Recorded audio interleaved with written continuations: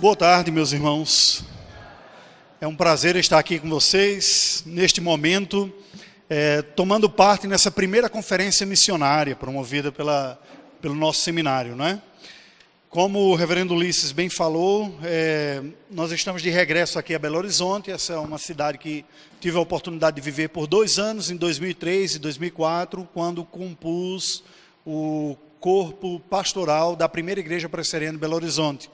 E este ano nós voltamos para novamente auxiliar lá, concluindo um período que no todo foram 4 anos fora do Brasil. Não é? Um ano em desenvolvimento linguístico e adaptação, e depois mais 3 anos, pegando a sua maior parte lá na Albânia, mas também um período final em Portugal. Um período muito intenso. Eu confesso para vocês que um dos textos bíblicos que sempre me vem à mente quando eu penso nesse período era Paulo escrevendo aos Romanos, dizendo: ninguém pense de si além do que convém. Eu acho que eu pensei além do que convinha. Foi um pouco mais complicada a experiência do que propriamente aquilo que a gente imaginava. Mas pela graça de Deus, nós vamos colaborar um pouco agora, nessa fala, com uma visão introdutória a respeito deste desafio que nos foi proposto, falar sobre o Oriente ostensivo. E eu vou mesclar esta fala um pouco com a nossa própria experiência, dentro daquele negócio de fomentar a identificação e interesse. Não é? Eu tenho uma trajetória típica de pastor presbiteriano, jovem, vocacionado, encaminhado ao conselho, depois passa pelo presbitério, vai ao seminário. Fiz o meu curso no nosso seminário lá de São Paulo, capital, o seminário JMC, e depois nós passamos um período de uns 10, 11, quase 12 anos no pastoreio de igreja, procurando sempre envolver a igreja, o ministério por onde eu desenvolvi, com o trabalho missionário. Desde a minha adolescência eu tinha uma profunda admiração pelo trabalho missionário, ainda quando jovem, na minha igreja de origem, a primeira igreja presbiteriana de Campina Grande, na Paraíba. Dá para perceber pelo sotaque que eu não sou mineiro, né? Tenho 2 filhos mineiros, nasceram aqui, 2 paulistas em São Paulo, uma esposa paranaense, de tal maneira que a experiência transcultural começou dentro de casa, né? Esse negócio de conviver com cultura diferente, choque cultural tem até hoje, dentro da própria casa. Então, essa foi a realidade. E aí, dentro deste período, nós acabamos desenvolvendo esse ministério marcado, basicamente, 2 características principais, que é a ortodoxia, uma teologia firme e sólida, mas ao mesmo tempo uma sensibilidade missionária. Eu sempre tive uma admiração muito grande, como eu falei, pelo trabalho missionário, mas não tinha muita coragem, eu tinha muito receio, não é? Receio que também era compartilhado pela minha esposa, nós fomos tendo filhos e tal, 4, né, no todo. Então, dentro desse período, nós ficávamos acompanhando a trajetória de tantos outros missionários que tivemos a oportunidade de alguma maneira, apoiar através dos ministérios, tanto aqui em Belo Horizonte, como principalmente lá em São Paulo de volta. Eu pastorei 7 anos a primeira igreja de Suzano, região metropolitana de São Paulo. E no final desse período, surgiu que o Léo, cadê o reverendo Egimar, que estava por aí, está aqui, acabou fazendo uma consulta, um convite para a gente ir até o Chile, dar uma olhada e tudo mais, né? Aproveitei os 10 anos de casamento, fui com a tropa toda, né? O caçula tinha 6 meses, fomos a Santiago, conhecemos lá um pouco daquela realidade, e aí, motivado por aquilo, começamos um treinamento para ir. Só que no meio do caminho, alguns dados acabaram nos incomodando muito, alguns que compartilharei com vocês hoje aqui, alguns dados estatísticos daquela ocasião, de tal maneira que a nossa reflexão foi: nós teremos uma oportunidade de sair de casa, sair do nosso país, vamos buscar então servir em contextos diferenciados. Nesse caso, inicialmente pensamos no Oriente. Primeiro, para nós falarmos em Oriente, nós temos que delimitar, não é verdade? Porque nós estamos falando só do continente asiático de 60% da população mundial. Então, 4 bilhões de pessoas. Imagine vocês que a China sozinha tem quase 1,5 bilhão de habitantes. A Índia, mais de 1 bilhão de habitantes. Se você pega os países do Sudeste Asiático, um outro bilhão, da Ásia Central, mais 1 bilhão. Só este continente tem mais da metade da população do planeta. E certamente o grande desafio. Eu lhe convido para nós começarmos a abrir a sua Bíblia em Atos 16, aqueles que tiveram a oportunidade de acompanhar. Versículos de 6 a 10, eu leio para a nossa instrução. Nos diz assim: E percorrendo a região frígio-gálata, tendo sido impedidos pelo Espírito Santo de pregar a palavra na Ásia, defrontando Mísia, tentavam ir para Bitínia, mas o Espírito de Jesus não o permitiu. E tendo contornado Mísia, desceram a Troade. À noite sobreveio a Paulo uma visão na qual um varão macedônio estava em pé e lhe rogava, dizendo: passa a Macedônia e ajuda-nos. Assim que teve a visão, imediatamente procuramos partir para aquele destino, concluindo que Deus nos havia chamado para lhes anunciar o Evangelho. Só isso aqui. Hoje, nessa primeira fala, eu não pretendo explorar tantos elementos bíblicos. A minha intenção é fazê-lo amanhã pela manhã, com um recorte mais específico sobre o desafio árabe, né? Mas hoje, especificamente, eu gostaria só de destacar esse texto aqui. A primeira ideia, que muita coisa nós poderíamos falar sobre o trabalho missionário, absolutamente muitas, e muitas sobre o Oriente também. Então nós vamos fazer como que um funil aqui, de uma visão mais abrangente, depois nós vamos delimitando mais até chegar num ponto mais específico, que vai ser na palestra de amanhã, tá bom? Então, dentro de uma visão mais abrangente, quando nós falamos, bem, um Oriente ostensivo, por que isso foi falado? Nós podemos colocar, no primeiro lugar, porque certamente o mundo oriental, e com o Oriente nós queremos dizer o continente asiático como um todo, se mostra para o cristianismo o grande desafio. Estatisticamente, em termos numéricos, em termos absolutos, em confronto de cosmovisão, em percepção, em religiões distintas, nós haveremos de ver alguns quadros aqui. No entanto, este mundo que permanece tendo a menor presença cristã, percentualmente falando, e em termos absolutos também, com raríssimas exceções, a destacar a Coreia do Sul, que já tem um pouco mais da metade da sua população cristã, alcançada por um despertamento espiritual que ocorreu semelhante à época que Princeton mandou missionários pelo mundo afora, vieram missionários para aqui para o Brasil, começaram o nosso trabalho na Igreja Presbiteriana, e estou fazendo uma delimitação um pouco maior no meio presbiteriano, porque houve tantos outros, né? E aquela geração fantástica espalhou-se pelo mundo todo. Nós não temos muito conhecimento, eu confesso para vocês que eu vim tomar mais conhecimento à medida que fui trabalhando no próprio contexto missionário, e percebendo que aquela geração que trouxe Simon para o Brasil, mandou missionários para boa parte do mundo, inclusive para o Oriente Médio, fundando igrejas que existem até hoje, e algumas das quais nós tivemos a oportunidade de conhecer. Não é muitas vezes sabido de nós, não é verdade? Isso ocorreu em meados do século XIX. Pois bem, lá na Coreia do Sul. As Filipinas é uma outra exceção, um país de maioria cristã, embora católica ou romana, e tirando isso você tem mares de outras religiões. Bem, o texto sagrado nos apresenta um dado muito curioso. O apóstolo Paulo tinha a intenção de levar o evangelho à Ásia. Nos diz o texto no verso número 6, que ele percorreu a região frígio-gálata, a região que seria a Turquia hoje, já estamos no continente asiático, falando dentro da divisão clássica que nós temos aqui, não é? Mas ele foi impedido pelo Espírito Santo de pregar a palavra na Ásia. Literalmente o texto sagrado diz isso aqui. Ainda dentro do contexto asiático, porém dentro daquela região da Ásia Menor, um pouco mais voltado para o mundo ocidental, mas ainda na Ásia, Paulo tentou alcançar a região da Bitínia. E o texto sagrado nos diz que, de novo, o Espírito de Jesus não o permitiu. E aí é quando ele tem aquela visão clássica, né, que um homem da Macedônia aparece para ele e diz: vem, passa a Macedônia e ajuda-nos. E aí ele se dirige, dá uma guinada de 180 graus, ele que estava querendo ir para a Ásia, muda a bússola completamente e se dirige ao Ocidente. O resultado histórico é que, com pouco tempo, temos a primeira convertida do continente europeu, Lídia, e a partir daí o evangelho começa a se espalhar nesse mundo.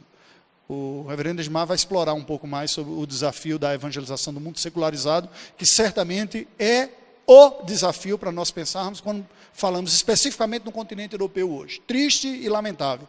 A nossa última porção de experiência foi em Portugal, já dentro do contexto da União Europeia, e dá para você sentir na pele, conversando e vivendo, e conversando com outros missionários dentro do contexto, ou com as pessoas lá, o que é o desafio de um mundo secularizado. Mas eu vou deixar para quem vai falar isso daí mais especificamente. Vamos voltar à guinada de 180 graus iniciais, né? A pergunta que fica é o seguinte: ora, por que isso aconteceu?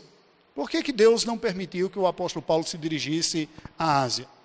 Nós podemos fazer uma outra pergunta. O que levou o apóstolo Paulo, àquela altura, a querer se dirigir à Ásia e ter sido impedido por Deus? Nós podemos falar que certamente já àquela altura do primeiro século era um grande desafio social, populacional e também religioso. Já eram nascidos e estabelecidos as grandes religiões que dominam a Ásia hoje. O hinduísmo já há séculos, a partir dos escritos védicos, tomava conta com uma grande população. Filho do hinduísmo, Siddhartha Gautama, o Buda, já havia surgido e desenvolvido o budismo, que também crescia e se espalhava por aquela região. Não tínhamos ainda o Islã, que vem a surgir apenas no século VII, um bocado mais adiante, vai se espalhar bastante, que vai ser o nosso ponto de concentração aqui. Mas essas outras duas grandes religiões, sim, e grandes civilizações. Citei duas, mas podemos falar também do confucionismo, que já era estabelecido também, não é? O taoísmo, religiões da China. Então veja, se nós falamos em grandes desafios religiosos, também estamos falando de grandes populações e grandes civilizações, civilizações milenares. Nós não conseguimos nem mensurar o que isso significa, uma vez que como Brasil, nós temos 500 anos. Como Brasil, não é? Obviamente há os povos ameríndios aqui, pré-colombianos que ocupavam, mas que não deram o traço marcante cultural do nosso povo. Religiosamente não, nós somos na sua maioria um povo cristianizado, né? Não somos povo de religiões pré-colombianas aqui. Culturalmente somos uma mistura, tem uma contribuição de tudo isso, é verdade. Linguisticamente nós somos falantes de uma língua europeia, embora os portugueses dizem que nós não falamos bem português, falam uma língua meio parecida, mas não precisamente igual, né? Então eles falam que nós falamos uma outra língua que é um pouco diferente do português de Portugal, diferente, como eles bem colocam. Bem, este foi o desafio. Possivelmente Paulo tivesse em mente esses grandes desafios populacionais, culturais e religiosos. Grandes povos, milenares, conhecidos no mundo de então, embora fora da influência e da estrutura do poderio de Roma, já estavam longe. O grande Alexandre, cujo império antecede o Império Romano, o Império Macedônico, encontra o seu fim, Alexandre encontra o seu fim no embate ao tentar esticar o seu império à região indiana. E dizem os historiadores de que naquele última tentativa, um embate tremendo, ele se machuca mortalmente naquela batalha e vem a falecer sem deixar herdeiros, o seu império se divide em seus 4 capitães, que aí vem a história que gerou o pano de fundo do nascimento do Novo Testamento e desse período aqui com Roma depois e tudo mais. Tá? Era possível, nós não sabemos. Assim como também não temos como responder essa pergunta, por que Deus impediu que Paulo fosse evangelizar a Ásia naquele momento? Também não sabemos. Isso está dentro do decreto de Deus. Dentro dos planos do Senhor, aprove ao Deus que o evangelho se dirigisse inicialmente ao Ocidente. A pergunta que nós fazemos, e que eu coloco aqui é, quando a obra missionária se dirigirá eficazmente ao Oriente? Porque se o livro de Atos começa, e como bem leu de manhã cedo o reverendo Ulisses, com aquele testemunho de Cristo, dizendo, vocês hão de ser minhas testemunhas, tanto em Jerusalém, como em toda a Judeia e Samaria, e até os confins da terra, isto implica o Oriente, ou não? Implica o Oriente. A questão é, dentro da economia divina, dentro do projeto de Deus, quando nós haveremos de perceber que é chegada a hora desta maior parte da população mundial, das grandes civilizações, aquelas que já existiu anteriormente à civilização que construiu o Ocidente. Línguas que são anteriores às nossas línguas, neolatinas ou mesmo latim, culturas, povos, nações. Quando? Não é uma tarefa fácil, não apenas pela diversidade cultural, religiosa, linguística, étnica e política. Não é? Há vários elementos, mas também por causa dos obstáculos. Certamente nós temos no continente asiático hoje os maiores, grandes blocos de resistência à evangelização. E isso faz com que nós olhemos para a palestra sobre esse título, o Oriente Ostensivo. Não se trata simplesmente de um lugar aberto em que a igreja cristã, por um motivo ou por outro, não quis ir lá.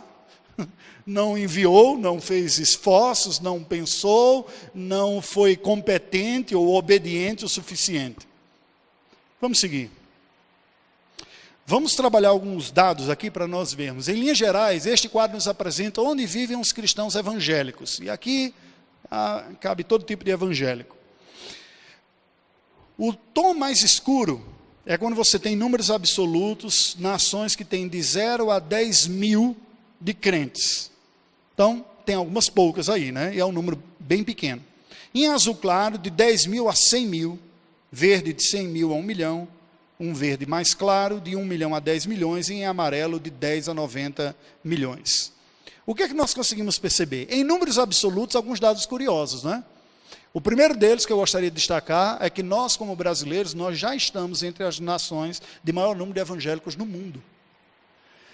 Gente, isso, claro, cabe toda uma análise aqui, que tipo de evangélico, qual a qualidade, a firmeza doutrinária, cabe tudo isso aí, que diferença estamos fazendo na nossa sociedade, mas eu vou deixar para os outros que vão tratar disso. Eu só gostaria de trabalhar esse ponto aqui. Nós nos declaramos evangélicos que cremos na palavra de Deus, herdeiros da reforma protestante, e entre as maiores populações do mundo. Isso é muito curioso porque na minha adolescência, quando via me converter e professei a fé, ainda no século XX, minha filha que gosta de brincar comigo, dizer, você é do século passado, papai.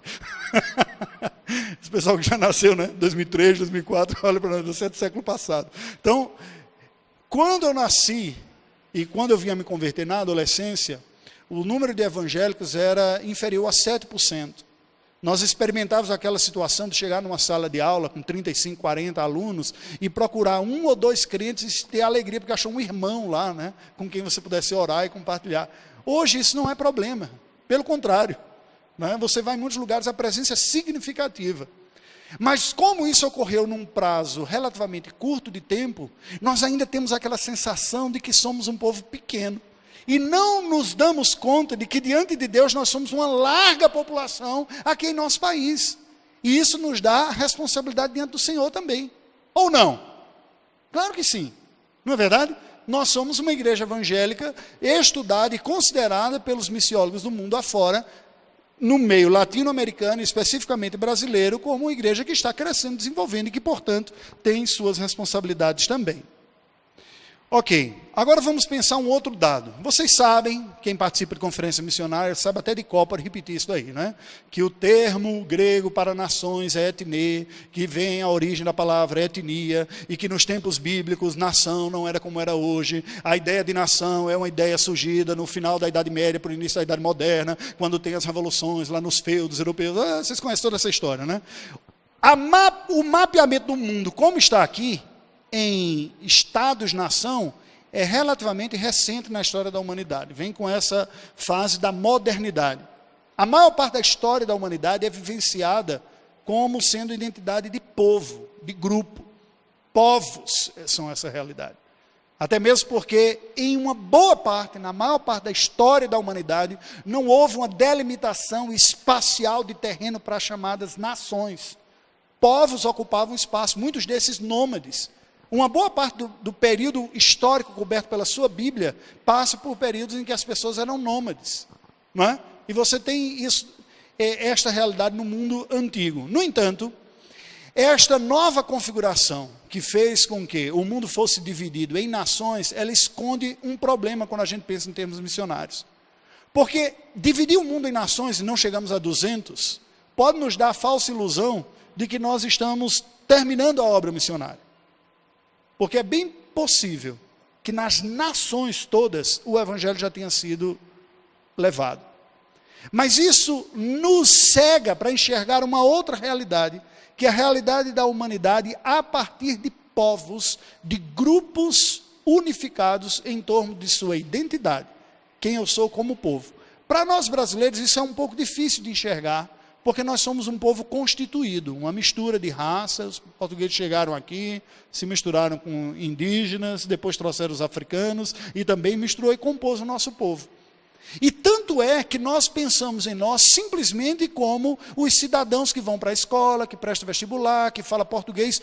A maioria de nós, esmagadoramente, quando pensamos em termos de Brasil, pensamos no grupo hegemônico. O grupo que domina a língua, que tem os meios de comunicação, de produção, a universidade, a imprensa e tudo mais. Muito dificilmente nós pensamos nos limites do nosso país em povos que são constituídos aqui, gente que viveu, nasceu, mas que não tem a língua portuguesa como a sua primeira língua, que enxerga o mundo de uma maneira diferente, não tem a religião católica como sendo a sua religião, e nem mesmo tem os traços muito parecidos com o nosso. Nós costumamos perder isso de vista. Agora, por que perdemos? Porque nós temos a tentação de olhar o mundo pela divisão geográfico-política das nações, que compõem as Nações Unidas, por exemplo, e não pensar nos termos étnicos. Quando nós pensamos nos termos étnicos, aí tem um dado que nos assusta. O Brasil está entre os países do mundo com o maior número de povos sem ouvir o Evangelho. Para nós, há uma certa visão romântica no meio missionário brasileiro, que é imaginar missões e missões transculturais como sendo além-mar, um outro país, vou atravessar o Atlântico, ou o Pacífico para o outro lado, ou atravessar as cordilheiras, e para outra parte, e nós não conseguimos enxergar que dentro desse espaço geopolítico chamado Brasil, há mais de 100 grupos humanos que não conhecem o Evangelho, que nunca ouviram nada do Evangelho, mais de 100, que não tem nenhum versículo bíblico traduzido. E estes grupos têm, desde grupos que têm dentro de si um número mínimo de 50 integrantes, 100, até alguns poucos milhares. Veja que isso é um grande desafio, não é verdade? Vamos olhar pelo mundo afora aqui. Quanto mais escuro, maior é a quantidade de povo, de etnias, grupos étnicos que não ouviram o Evangelho. O que dá para nós percebermos? Quando nós nos dirigimos para o Oriente, nós vamos ver o aumento e uma predominância desse número. Gente, preste atenção aqui. Esses dados são tão impressionantes. Se você pega sites que mapeiam estatísticas, como o Joshua Project, por exemplo, tem a versão em português também, você vai lá e procura. A etnia sem presença do Evangelho, sem Bíblia traduzida, com números absurdos de integrantes, da ordem de milhões. Mas eles estão escondidos dentro de uma outra estatística que passa por cima, simplesmente. Se nós falamos a Índia, peraí, que Índia você está falando? A Índia tem 1 bilhão de habitantes, mas dezenas de idiomas, centenas de etnias, dezenas, centenas de grupos humanos que se articulam, que não são iguais, que nem mesmo se comunicam entre si. Algumas línguas são hegemônicas, como o inglês, o hindi, mas há outros como bengali, e à medida que você vai diminuindo, esse grupo vai se fracionando. A China, quando pensamos em China, pensamos 1 bilhão e 300 milhões de habitantes, ou mais do que isso. Ok, mas que China você está falando? A etnia Han, que é a maior que tem, mas há etnias muçulmanas dentro da China, e outras tantas que falam outros idiomas e que têm uma cultura própria, que têm uma maneira de ver o mundo próprio. Percebe que a coisa vai ficando um pouco mais complicada? O texto bíblico não diz de nações enquanto realidade geopolítica como nós temos, mas de grupos humanos, povos, que é a mentalidade da Bíblia. Tá, etne, a todos os grupos humanos, a todos os povos, aí virá o fim. Então isto fez com que os estudiosos, os missiólogos, ao estudarem sobre o desafio missionário, pensaram, nós não podemos pensar o desafio missionário simplesmente em termos de nações geopolíticas, porque não significa nada para uma boa parte dos povos que estão espalhados pelo mundo, que um missionário chegou naquele país para alcançar aquele povo. Ele não entende a língua desse missionário, não é a religião que ele está pensando que está alcançando, não, alcancei a China. Mas sério, você está falando uma população de 1 bilhão e 300 milhões, está dizendo que alcançou a China? Que China? Do mesmo jeito do Brasil, nós achamos que nós somos uma nação evangélica, mas há mais de 100 grupos dentro do nosso país que não ouviram nada do Evangelho, e a gente não pensa mais no Brasil com esses desafios absurdos, porque são povos não alcançados, sem presença evangélica nenhuma, e o esforço é muito grande. Vamos seguir. Quais as religiões predominantes? Aí sim, com a conquista dos continentes, a expansão para o continente americano, ele foi cristianizado na sua maioria. Claro que esse cristianismo envolve todo tipo de cristianismo, protestante, catolicismo e tudo mais. Então, o amarelo aqui do continente americano você deixa de lado. O continente africano, basicamente dividido entre a África saariana muçulmana e a subsaariana cristã. Embora nós podemos pegar a margem do Oceano Índico como muçulmana na sua maioria. E a Ásia, tirando a Rússia, que veja, nem todos os russos são ortodoxos. Você vai ter, compondo a população russa, povos de outras etnias. Mongóis, por exemplo, até o tema da revista, né? Vocês receberam da APMT. Esquimós, na região já da Sibéria, se você for para lá, que são um outro povo e um outro desafio. Mas abaixo, você tem, naquela partezinha verde, os muçulmanos, vermelha, hindus, roxo, sem religião, o comunismo, né, chinês, e um azul clarinho no sudeste asiático, budista. Cada um destes pedaços trará consigo um desafio que nós temos que entender. Por exemplo, eu compartilhava falava à classe, né, de missões transculturais. Eu dizia, gente, nós não podemos achar que a gente vai sair daqui e vai para uma outra parte do mundo, vir evangelizar. Deus amou o mundo de tal maneira, você pega João 3,16, fica para você sabe que Deus lhe ama, e fala, como se nós estivéssemos evangelizando para brasileiro. E mesmo brasileiro, nós vamos ter que repensar essa estratégia aí e o que a gente está fazendo. Porque quando você fala Deus, você não pode presumir que a pessoa que está ouvindo essa palavra Deus está pensando na mesma coisa que você está pensando. A própria palavra Deus foi ganhando outro significado com a diversidade, o relativismo, que foi tomando conta da época contemporânea. Não são poucas as pessoas que dizem, olha, eu creio em Deus, mas eu não creio no Deus pessoal, de barba, sentado num trono, vingativo, coisa desse tipo, já mostrando uma mistura aí, de um conceito cristão, que é a pessoalidade, com uma caricatura de quem não é cristão sobre a imagem de Deus. Um velho sentado num trono, não é a imagem bíblica de Deus, não é verdade? Mas uma pessoa sim. Se você vai a um povo de maioria budista, o conceito de Deus não necessariamente não será o mesmo que o seu. Você fala uma coisa e a pessoa está pensando em outra, ainda que o vocábulo seja o mesmo. Você aprenda que o termo naquela língua para Deus é, mas a ideia associada não é. Isto traz, por exemplo, uma grande polêmica até hoje insolúvel na evangelização dos muçulmanos. Quem é Deus para os muçulmanos? Allah. Mas quem é Allah? O Deus único, Criador. Nós cremos no Deus único, Criador, soberano. Deus único, Criador, soberano. Para quem é calvinista, ainda mais. Ele também determina todas as coisas. Fica mais fácil até. No entanto, jamais um Deus trino. Jamais um Deus que tem um filho. Nem um Deus que ama. Nem um Deus com quem se relacione. Será que nós podemos usar esta palavra? E aqui eu estou colocando para vocês o desafio que até hoje ninguém conseguiu resolver, não vai ser nessa conferência que a gente vai, né? Dentro desse ponto aí. Qual é o termo? Só para complicar um pouco mais. Você pega uma Bíblia árabe, e abre. E o termo usado é Allah. Porque na língua árabe, a palavra, o vocábulo para Deus é Allah. O problema é que em uma cultura islamizada, as ideias associadas à palavra foram definidas e doutrinadas pela religião hegemônica muçulmana.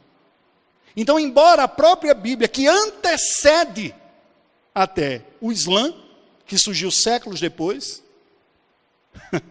há igrejas árabes resistentes até o dia de hoje, embora estejamos vivendo dias terríveis. Igrejas sectárias, cristãs, dos primeiros séculos, que sobreviveram a 2000 anos no Oriente Médio, alguns destes grupos estão correndo o risco de sumirem do mapa agora com o Estado Islâmico lá no Oriente Médio. Não é? O ISIS. Mas lá estava, adorando Deus, chamando de Allah, ou um outro termo equivalente, Senhor, que inclusive é preferido pelos protestantes, que lá usam.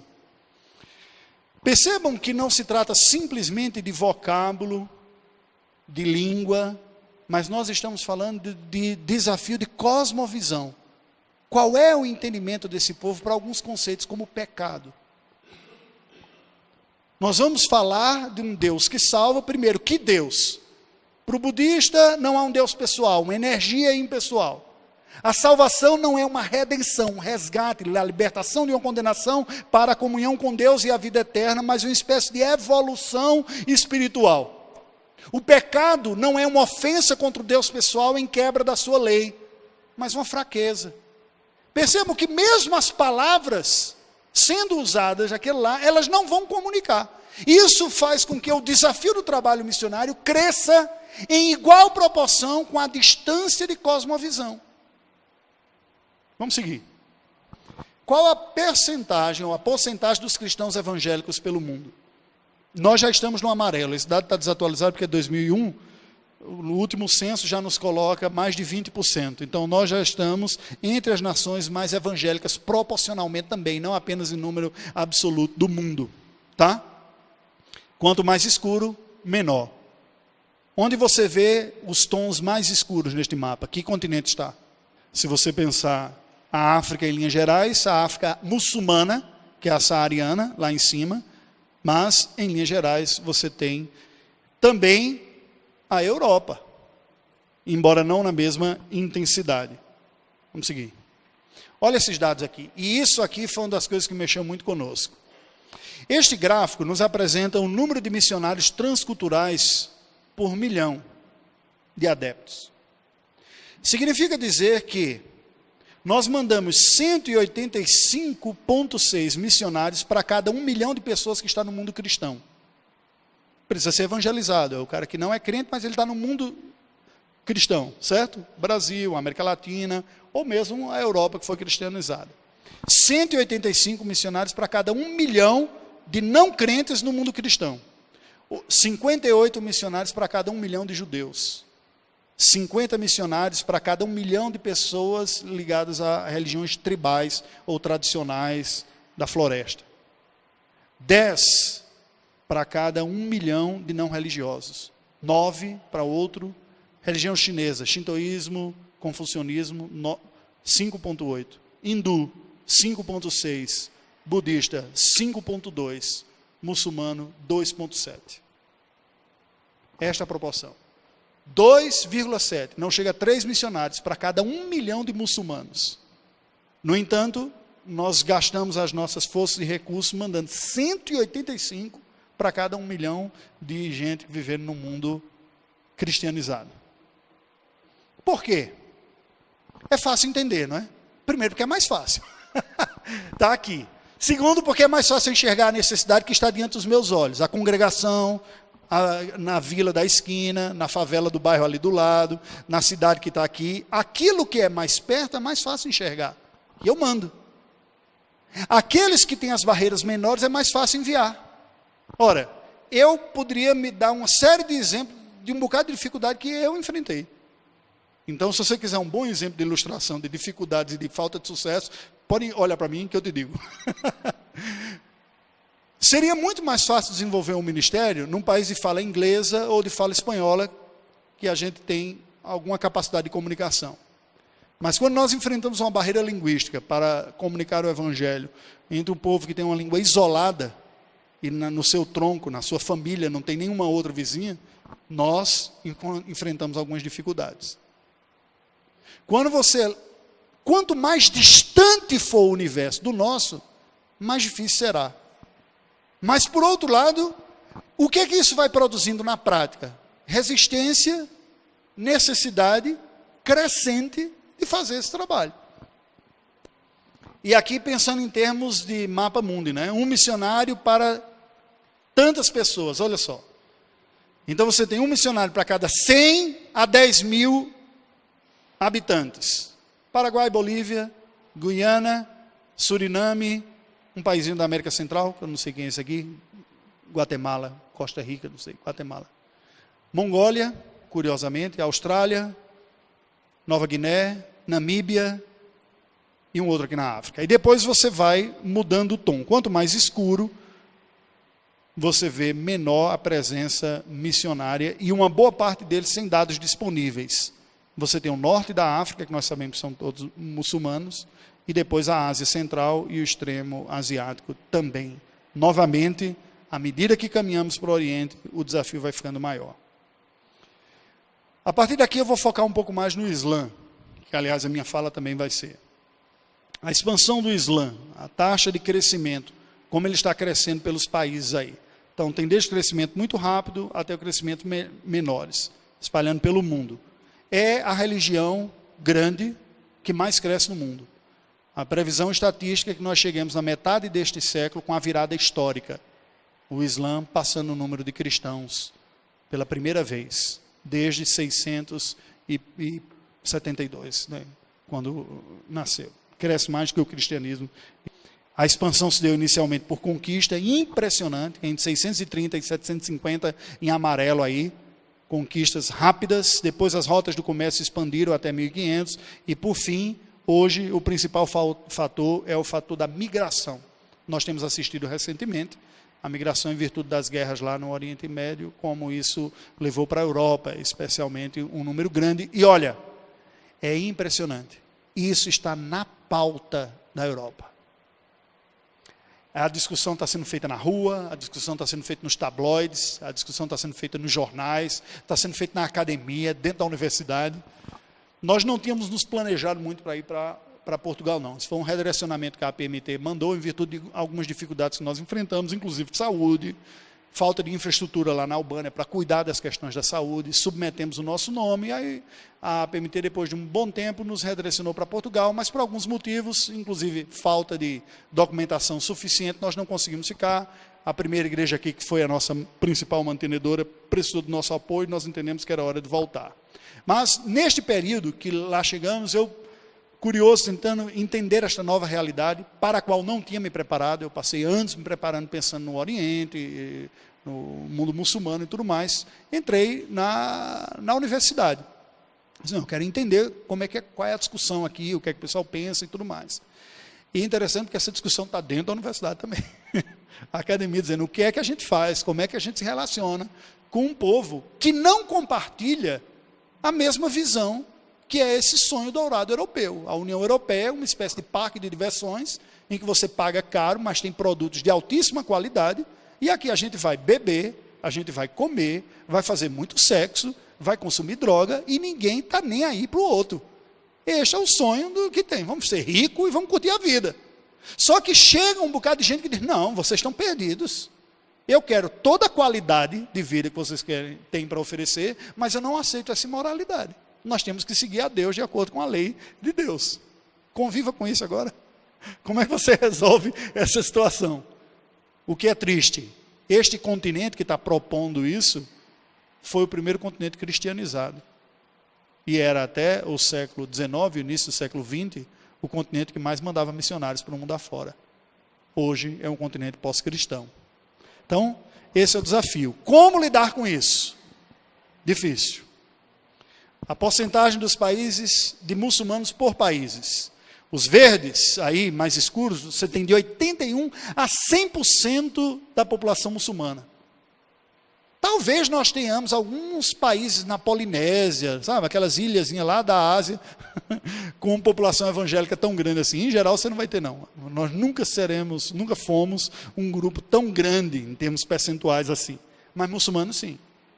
Alguns destes países, alguns que tive a oportunidade de visitar, oficialmente são 100% muçulmanos. Para o governo não há nenhum cidadão daquele país que não seja muçulmano, nenhum. Oficialmente. Existe um trabalho subversivo lá, feito por baixo dos panos, que está evangelizando esse povo. Oriente novamente, o desafio. Eu vou dar o exemplo de dois, que eu tive a oportunidade de conhecer. O Líbano. Está vendo esse país todo pequeno, todo cortado. Cada uma dessas colorações aponta para um grupo religioso majoritário naquela região. Os xiitas no sul, de onde vem o Hezbollah, e na região do Vale do Bekaa, que nós tivemos a oportunidade de ir lá no Vale do Bekaa, em laranja ali. Os sunitas, nesse verdinho aí, cor de burro quando foge, né? Sunitas, 27%. Os maronitas, que são os cristãos libaneses especificamente, hoje estão ligados ao catolicismo romano. Outros cristãos, 9%. Os drusos, que é uma religião própria lá do Líbano, em rosa. O curioso, este país foi pensado e foi criado pelas Nações Unidas, depois que foi feita a repartilha lá no Oriente Médio, para dar uma espécie de proteção aos cristãos no Oriente Médio, porque era o único pedaço de terra em todo o Oriente Médio que havia uma população majoritariamente cristã. Ele disse, se nós deixarmos esse povo na mão de estados muçulmanos, eles vão ser massacrados. Então eles declararam autonomia para aquele país lá, que era de sua maioria cristã, e disse, vocês vão ser uma democracia representativa aqui, diferente dos outros países que são reinos e a Sharia é a lei do Estado, coisa desse tipo. Só que a coisa não funcionou muito certo, não. Isso foi evoluindo por uma tensão, por uma cada vez maior, que gerou uma guerra civil, no final do século XX, que fez com que a maioria dos libaneses saíssem do país. Tem mais libanês e descendentes de libanês no Brasil do que no Líbano. Lá, a coisa é tão séria, essa questão religiosa, que a religião da pessoa está na sua carteira de identidade. Havia uma senhora que era membro da igreja lá de Suzano, que eu pastoreei, e que veio ao Brasil na infância, com essas pessoas que fugiram da guerra lá, e ela mostrou o documento original libanês dela, né? Então, estava dito lá, muçulmana sunita. Ela veio a se converter, os filhos foram os primeiros a irem à igreja, hoje é professora de escola dominical lá. Faz uma esfirra fantástica. E ela estava mostrando essa situação. Imagina um lugar em que a sua religião está na sua carteira de identidade. Mudar não vai ser uma coisa fácil, não é? Sem falar em outras coisas. As cadeiras do parlamento são ocupadas em proporção semelhante ao censo demográfico religioso do país. X% sunita, X% das cadeiras dos sunitas. Católico, xiita, evangélico, menos de 1%, uma cadeira no parlamento. Então, isso nos dá um nível de dificuldade de você pensar a evangelização do Oriente. Primeiro, que Oriente você está falando? De que religião? Que país? Como se constitui a realidade lá? Vamos complicar um pouco mais. Lá nós tivemos a oportunidade de conversar, ver algumas possibilidades de trabalho. Essa última foto de baixo aqui, com esse pastor azul, seria a última oportunidade, que seria, enquanto aprendêssemos o árabe, trabalharíamos com ele como pastor auxiliar numa igreja no Vale do Beká, de região xiita. Mas o pessoal é muito franco. Isso foi uma coisa que me impressionou em muitos dos lugares que eu fui. É muito diferente de nós brasileiros. E o mineiro, ainda mais. O mineiro tem ainda mais aquele jeitinho para dizer, sem falar direto e coisas desse tipo.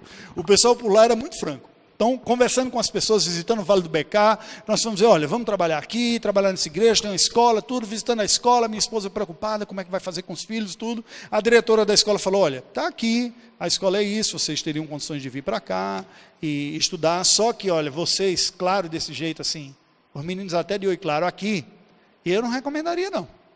Porque quando a coisa fica tensa aqui, eles vão pensar que é americano, para sequestrar é 2 pulos. Bem, fantástico, né? É melhor dizer abertamente o que é resultado. Você imagina como foi a conversa com a minha esposa depois daquilo lá, né? Eu não vim para aqui nem a pau. Para essa região aqui, não, né? A região do Vale do Beká. E essa foi a importância de nós termos feito essa visita antes para entender. 4 filhos, eu digo, ó, se agarra 2, eu agarro 2, a gente sai correndo, né? Se tiver alguma coisa aqui. Então, vê, esta é uma realidade. Vocês perceberam que nós pastores estamos usando colarinho clerical, né? Num país que hoje é de maioria muçulmana. Mas isso é uma briga, porque como o poder foi compartilhado daquele jeito lá, os cristãos eram maioria dentro do passado. E eles resistem a atualizar os dados demográficos, porque isso daria o direito aos muçulmanos, que são maioria, de agora pleitear uma reforma constitucional. Ora, agora nós somos maioria. Então, por direito de representatividade, nós queremos mais cadeiras no parlamento. Com mais cadeiras no parlamento, para vir uma proposta de estabelecer um Estado totalitário, não custa nada. Percebe? Você viver, imagina o que é você viver num lugar que respira-se essa tensão, você consegue perceber. Então lá acontece o seguinte, o pastor dizia, vamos sair, todo lugar público que nós formos, nós vamos com colarinho. Porque aqui nós estamos dizendo para todo mundo, nós somos oficiais, reconhecidos e autorizados pelo governo para fazer o que fazemos. Se nós não fizermos isso explicitamente, isso pode dar a entender que a gente está fazendo alguma coisa escondida. Aí é pior e é perigoso. Então você tem que entender qual é a realidade que você está se metendo para fazer o trabalho. Já esse outro país, um país da região do Golfo, é o oposto. Este é um país que eu falei que oficialmente não tem nenhum muçulmano. E aí o governo faz o quê? pega um quarteirão dentro da cidade, mura, cercou esse quarteirão aqui, construiu um templo central e disse: todo mundo que não é muçulmano, estrangeiro, obviamente, gente que está trabalhando na Vale, na Odebrecht ou em outras empresas que estão por lá, e que não são muçulmanos, vocês têm liberdade de cultuar a Deus dentro desse lugar aqui. É o único lugar que pode. E aí construíram outras igrejas e coisas desse tipo aqui. Vocês não têm liberdade de adorar a Deus, construir uma igreja para vocês fora desse quarteirão, só aqui dentro. Não é? É absolutamente proibido evangelizar o nacional, mas vocês podem conviver com esses respeitos aí. O trabalho de evangelização é o oposto, e aqui é um dado muito curioso, gente, porque você ouve um missionário que trabalha com a igreja oficial, ele tem um discurso. Você ouve um missionário que trabalha com a igreja secreta, ele tem outro discurso. E às vezes você chega quase que a sentir que eles têm raiva um do outro. Porque são estratégias e modos de trabalhar totalmente diferentes. Aquele que trabalha com a igreja oficial tem que necessariamente respeitar em uma grande medida os limites que o Estado dá para a sua atuação. Olha, nós consentimos que vocês existam aqui, mas vocês só podem trabalhar com os descendentes, com vocês, os seus filhos, os netos, e assim vai se tornando a igreja cristã nos países onde ela é tolerada. E que a maioria é muçulmana, ela trabalha com a descendência, acaba sendo uma igreja étnica. Mas e a agonia do cristão que diz: não, mas eu sou chamado para testemunhar para todo mundo? Como fazer isso se você recebeu o direito lá e debaixo das ameaças? Então, normalmente, a igreja tende a respeitar esses limites e não evangelizar quem não é do seu meio. Por outro lado, aquele que trabalha com a igreja secreta, estas pessoas, elas, não, nós vamos fazer mesmo, vamos por aí. E muitas vezes acaba não percebendo que alguns desses trabalhos podem colocar em ameaça os outros que estão presentes dentro do país. Então tem gente, presta atenção nisso aqui, que isso é importante. Tem gente que sai: nós estamos fazendo uma viagem missionária de curto prazo, com uma certa missão por aí, e nós vamos naquele lugar, nós vamos para a praça, vamos fazer teatro, vamos fazer isso, evangelizar, vamos aproveitar, beleza, sai, mostra foto no Brasil do que aconteceu e tudo mais. Só que quem vai segurar a bucha depois de gente que foi para a praça pública e fez o que não era lícito fazer dentro, são os cristãos que estão lá. Porque o governo vai chegar e dizer: o que vocês aprontaram aqui? Não, não foi não, foi um bando de brasileiros que veio aqui, achando que estava pelo poder do Espírito Santo. Falei: não, vocês chamaram esse povo. Véio. Vocês abrigaram isso aqui. Percebe a complexidade disso daqui? Para nós é muito fácil, né? Você chega, faz, volta, ainda mostra. Olha como eu fui corajoso, fiz isso. Quem está lá? Vamos seguir. O outro exemplo é o exemplo da Albânia, que foi onde nós servimos durante um tempo, né? A Albânia é um país equivalente a Alagoas. Pensa no estado de Alagoas, em termos de dimensão, população e nível de desenvolvimento humano. IDH também é uma Alagoas dentro da Europa. Tem hora que dizer: gente, isso aqui não é Europa não. Isso aqui acidentalmente está dentro desse espaço chamado Europa. Falta água, falta luz, é um caos em alguns pontos. Dominado pelos turcos entre 1480 e 1912, e depois pelo comunismo de 44 a 92. Um povo que ainda cria ovelha, você vê pastores de ovelhas caminhando pelas estradas do país, você vê gente cuidando, fazendo artesanato, mas com uma mudança muito intensa. A Albânia era equivalente à Coreia do Norte, hoje. Então você imagina, um país extremamente fechado. Quando caiu a cortina de ferro, eles passaram por um processo muito rápido de mudança e está mudando o tempo todo. Da última vez que eu fui lá para pegar outras coisas que tinha deixado para trás, nós víamos mais mudanças ainda, em estrutura e tudo mais. 2/3 muçulmanos, né, 63% aproximadamente, professam a fé islâmica, 1/3 aproximadamente cristãos. Desses cristãos, quase um pouco mais da metade são ortodoxos, 40% católicos romanos, e nós temos hoje termo de 1% de evangélicos. Foi um dos maiores crescimentos evangélicos que houve. Muitos missionários foram para lá. Imagina se hoje a Coreia do Norte se abrisse. Toda missão ia querer mandar um missionário para lá, para dizer que está lá na Coreia do Norte. Foi o que ocorreu com a Albânia. Né? Então muita gente foi. Agora o nível era muito superficial. Dava para você perceber da vida da igreja. Muito simpáticos, todos eles. Você não vê uma presença ostensiva visualmente do Islã. É mais secularizado, pouquíssimas mulheres usando véu, ou mesmo um burca, né? Isso era muito raro, né? Mas eram muçulmanos na sua maioria. Aqui tem alguns fatores também. O fato de não serem árabes, isso explica um bocado também. Nós chegamos em agosto de 2014, aí tem uma foto nossa.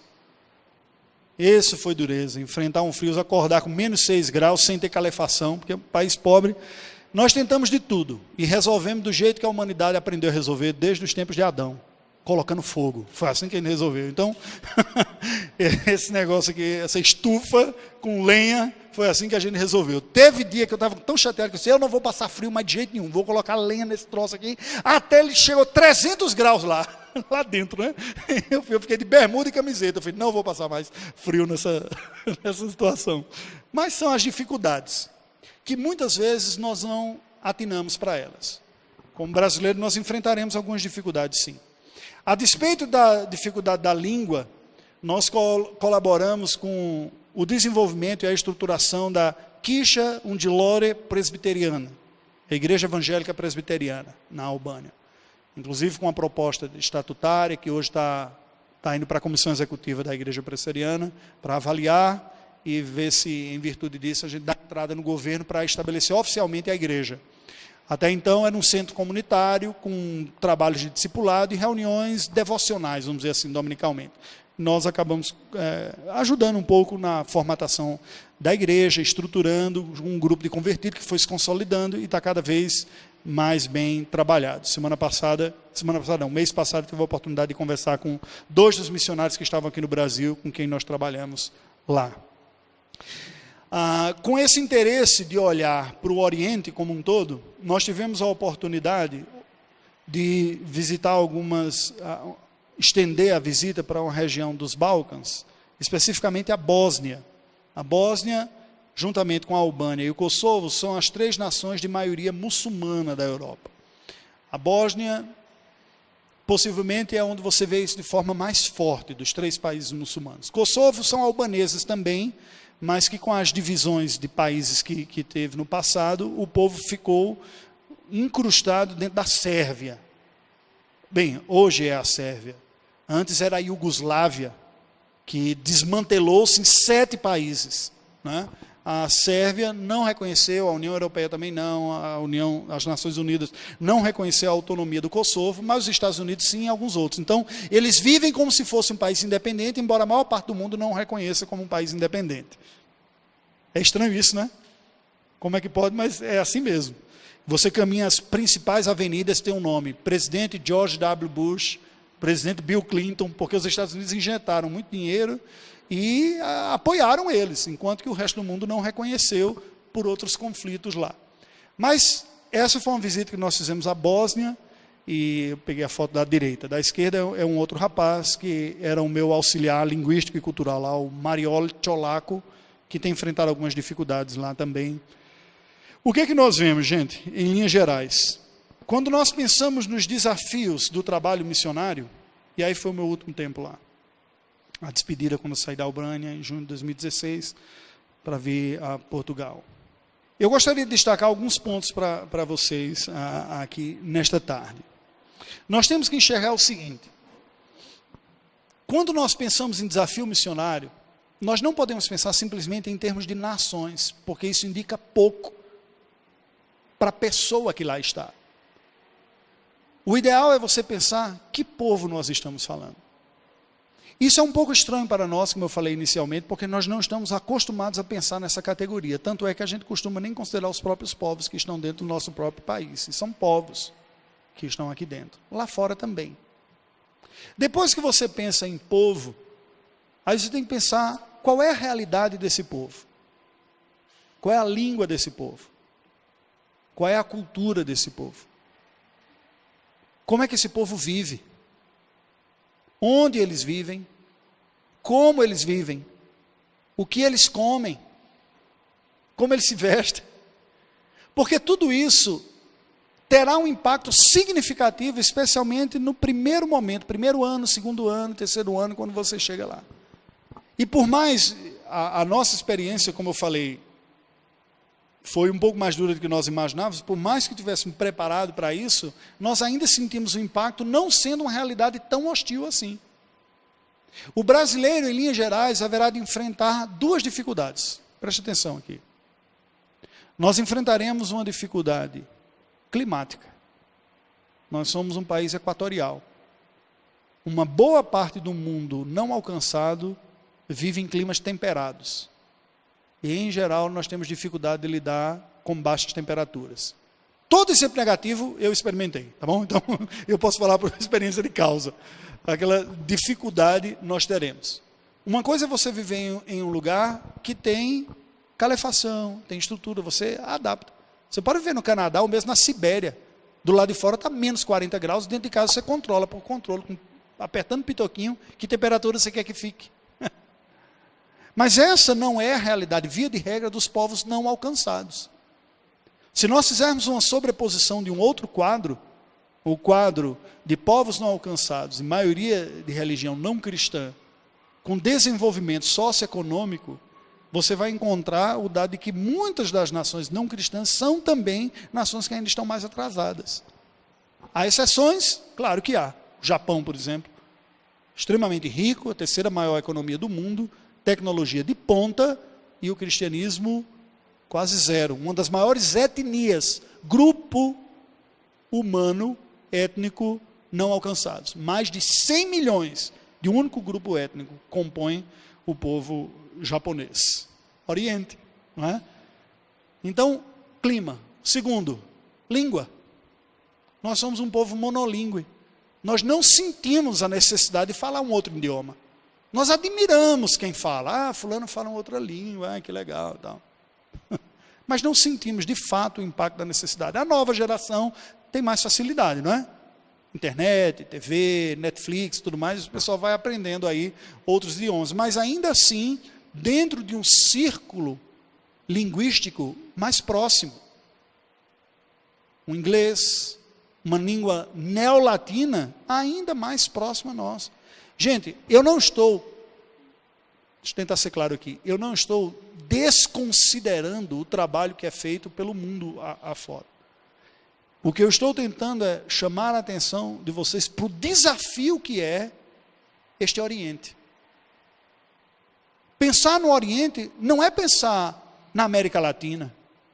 As diferenças serão muito maiores.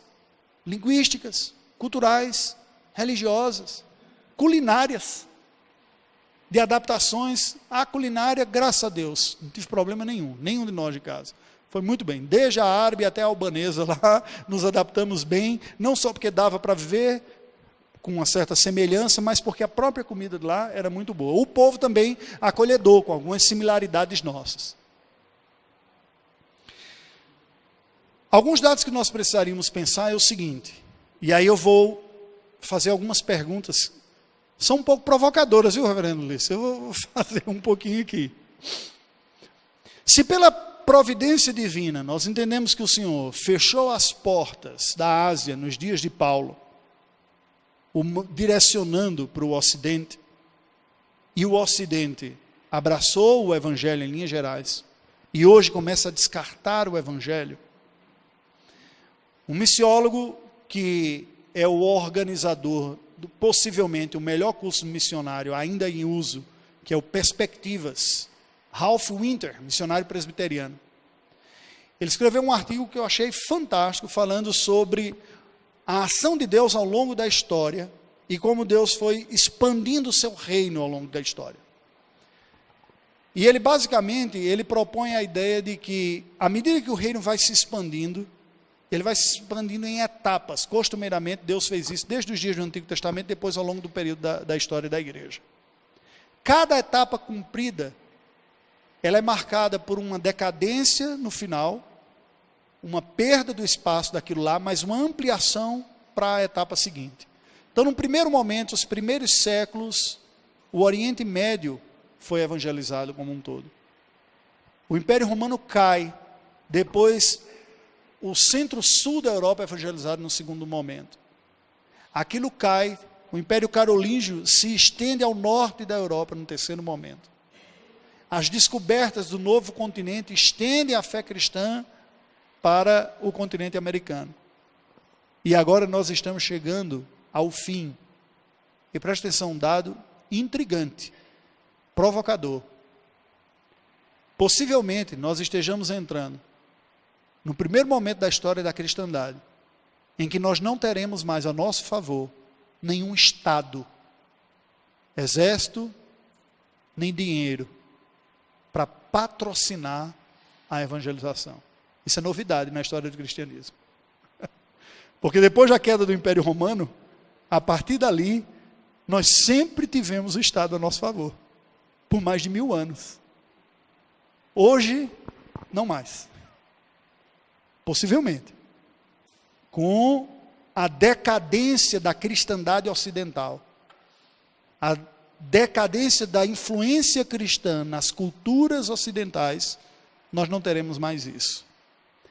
E eu fico me perguntando, se não é chegada agora a hora de nós pensarmos no Oriente. Se dentro da economia de Deus não é chegada a hora de pensar nos povos que até hoje não foram alcançados. Vou provocar um pouco mais.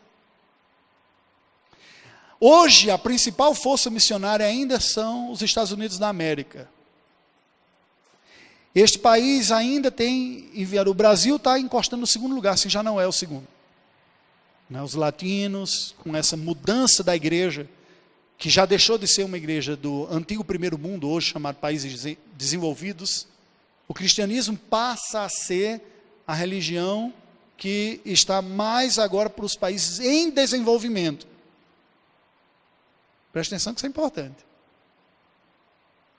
Não estará Deus dando uma nova oportunidade, ou reconfigurando o cenário global, para que nessa geração o trabalho seja feito por outros agentes e de uma forma diferente do que veio sendo feito até então?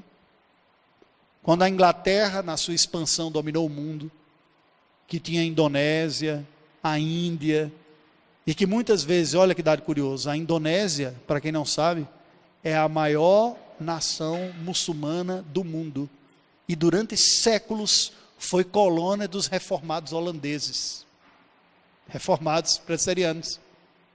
Quando eles saíram de lá, ficou um país muçulmano.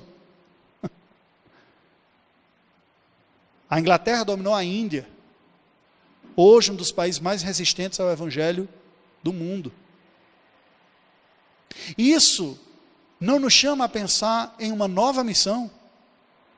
Uma das maiores dificuldades do missionário, nós já experimentamos isso como brasileiro, mas mais ainda americano. O americano enfrenta hoje, é porque o nível de desenvolvimento, de tecnologia, de conforto, de bem-estar é tão grande, que é muito difícil para o missionário americano pensar em alguns lugares hoje do mundo para ir, e ele conseguir viver a realidade do dia a dia daqueles lugares. Eu digo pelo sofrimento que eu tive só de esquentar a casa, e a raiva que passava no trânsito. Eu estou lembrando um pouquinho dessa raiva aqui no trânsito de Belo Horizonte. Pessoal que não dá seta, passa na frente. Para quem tem essa seta, desgraça, tu não usa. Ele cruza-se na frente, simplesmente. Na Albânia era um pouquinho pior, porque aí assim, não havia regra nenhuma, né? Contramão, tudo que fosse valeria a pena. Era um teste fantástico de paciência, né? Eu preferia ir no centro a pé. Eu falei, não vou de carro não, vou a pé, eu demoro um pouquinho, mas pelo menos eu ando e ia lá. Minha esposa virou mais albanesa do que eu, mas entrava numa rotatória assim, parecia albanesa. Que isso? Passou por lá. Algumas dificuldades. Presta atenção. Quando você vê esses vídeos mostrando o pessoal lá do Oriente Médio, não é como você vê queimando bandeira americana, colocando Estados Unidos, o grande Satã, e coisa desse tipo assim, não é? Há uma rejeição natural, chamada imperialismo americano e coisa desse tipo. Mas nós brasileiros somos bem recebidos em praticamente todos os países árabes. É impressionante. Você vai fazer um check-in, para chegar lá com um bilhete. Brasileiro e tal. Quer que eu coloque você na janela, aqui no avião? Ronaldo, tal. 7-1. Não. Lembra do futebol? Impressionante. Será que isso não nos faria, ou não deve nos fazer pensar o seguinte, que Deus, pela sua providência, nos colocou próximos e com aceitabilidade em regiões e países do mundo em que tradicionalmente os missionários que antes iam não são benquistos, mas nós somos. Para pensar nisso. Vou dizer um outro dado. A grande crise, o choque cultural do missionário americano e britânico, quando vai numa boa parte desses países árabes ou orientais, você sabe o quê? Que povo pegajoso, entrão, entra na casa, vai lá, não marca a hora. Gente, nós somos assim. Isso significa proximidade cultural. Não é hora de nós pararmos para pensar também que Deus nos fez, de uma certa forma, mais próximo desses povos do que aqueles outros que estão deixando os seus países, e ainda são a maioria. Isso não costuma ser problema para o brasileiro. Agora, os dados apontam para uma outra realidade. E aqui eu digo com temor, gente, com humildade, porque eu sei o que eu quis e eu tenho plena consciência do que eu não consegui fazer. Eu tenho muitas perguntas sem resposta ainda para Deus do que foi essa experiência nossa, né? Mas nós brasileiros, nós somos motivados pelo trabalho missionário muito, muito, na base da emoção, do apelo, do choro. Nós medimos o missionário pela quantidade de malária que ele teve, quanto risco ele correu, quantas balas ele levou, né? Eu até brincava dizendo, no dia que eu estava rachando madeira lá para esquentar a minha casa, o machado pegou no meu dedo, eu digo, já tenho cicatriz para contar nas igrejas, né? Agora eu não sou mais missionário pobre não, eu tenho até cicatriz, eu trago no corpo as marcas de Cristo, é meio sem vergonha, mas trago. Não foi um chicote, né, uma coisa assim, foi só inabilidade mesmo, rachar lenha, né, mas fazer o quê, né? Era que eu tenho. Vocês percebem? Nós temos essa oportunidade, Deus nos deu proximidade, enquanto que a nossa escolha costuma ser o do caminho mais fácil. O país que tem uma barreira cultural menor, uma barreira linguística menor, uma facilidade de acesso maior. Claro. Agora, por outro lado, isso também explica o que resta ser feito. O que resta ser feito? Exatamente o que não se conseguiu fazer até hoje. Os lugares mais longe, as culturas mais resistentes, as línguas mais difíceis, as religiões mais diferentes, as cosmovisões mais contrastantes com as nossas. Nós não podemos imaginar que é tudo a mesma coisa. Se Deus nos der graça, amanhã pela manhã a gente continua, agora focando um pouco mais no trabalho muçulmano. Que Deus nos abençoe.